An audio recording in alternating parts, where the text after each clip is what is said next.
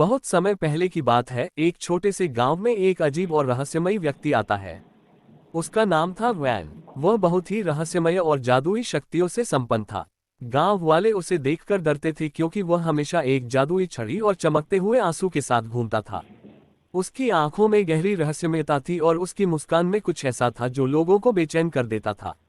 Van का नाम गांव में इसलिए फैल गया था क्योंकि वह एक जादूगर था। वह गांव के बच्चों के लिए जादू की कहानियां सुनाता और हर किसी को अपनी जादुई शक्तियों का एक अंश दिखाता। लोग उसे देखकर खुश होते, लेकिन उसके जादू के पीछे की असली कहानी कोई नहीं जानता था।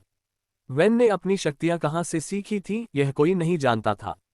कुछ लोग कहते थे कि वह एक दूर देश से आया है जहां जादू का अस्तित्व था।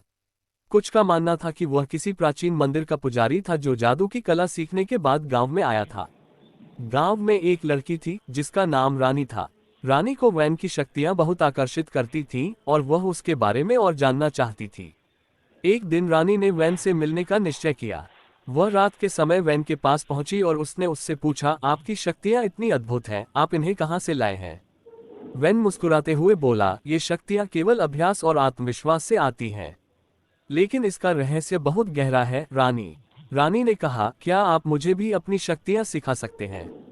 वैन ने कुछ देर सोचा और फिर कहा, यदि तुम सच्चे दिल से चाहो तो मैं तुम्हें कुछ सिखा सकता हूं। लेकिन याद रखना, जादू के साथ साथ जिम्मेदारी भी आती है। रानी ने उत्सुकता से हामी भर दी। वैन ने उसे अपनी पहली शिक्षा दी, जादू का असली रूप आत्मा में छिपा होता है और ये तभी प्रकट होता है जब व्यक्ति पूरी तरह से अपने भीतर के डर और संकोच को समाप्त कर देता है। रानी ने वैन के साथ कई दिन बिताए और धीरे धीरे उसे जादू की बारीकियां समझने लगी। वह विभिन्न प्रकार के मंत्र, तंत्र और जादुई क्रियाओं का अभ्यास करने लगी। लेकिन जैसे जैसे रानी जादू में प्रवीण होती गई, वह यह महसूस करने लगी कि जादू की शक्ति सिर्फ दूसरों को प्रभावित करने के लिए नहीं है, बल्कि यह बड़ी जिम्मेदारी भी है।